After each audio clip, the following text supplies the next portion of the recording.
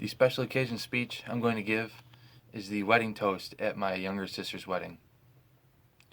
Maisie, I'm going to use a quote from a man both of us are very familiar with, Brent Smith. You, in fact, used the same quote as your senior quote in high school. Don't be delicate, be vast and brilliant. I can't think of a better phrase to represent how you have grown up and matured into the young woman getting married before us today. As a child, you were constantly crying, whether it was from stubbing your toe on the kitchen table or Wyatt not getting off of your favorite blanket. You already know this, and I won't lie to anyone that asks, but your crying drove me nuts. However, maybe that is just because I was your older brother and I didn't want to hear it. I didn't feel very close to you when we were younger, but there is still the love a sibling has for one another. As you grew older, you outgrew your crying fits, and we slowly began to develop a connection. I think a big part of this was simply driving to school for a year and a half. More specifically, on the rides home. We would tell each other about our days, what went right and what went wrong. We also started doing things outside of school, like playing soccer in the summer and sledding in the winter. We would even tolerate each other long enough to run errands for Mom. When I graduated high school and left for college, you became the only child in the house. Daily barn chores and household chores were all yours to do on top of your extracurriculars. You took the extra challenges in stride. When I was done in Alfred, it was like coming home to a completely different person. You carried yourself with strength and passion. You beamed confidence and enthusiasm, and you attacked new challenges without fear, succeeding with overwhelming margins.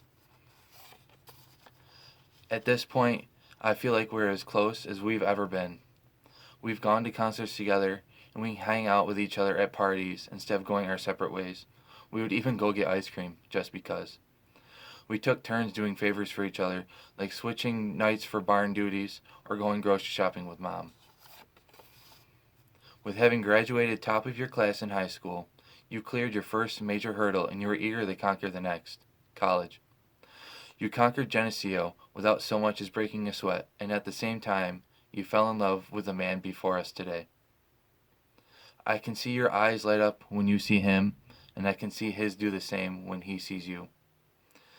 This reminds me of when I first fell in love with my wife, the joy she brought me, and the way she lit up my life.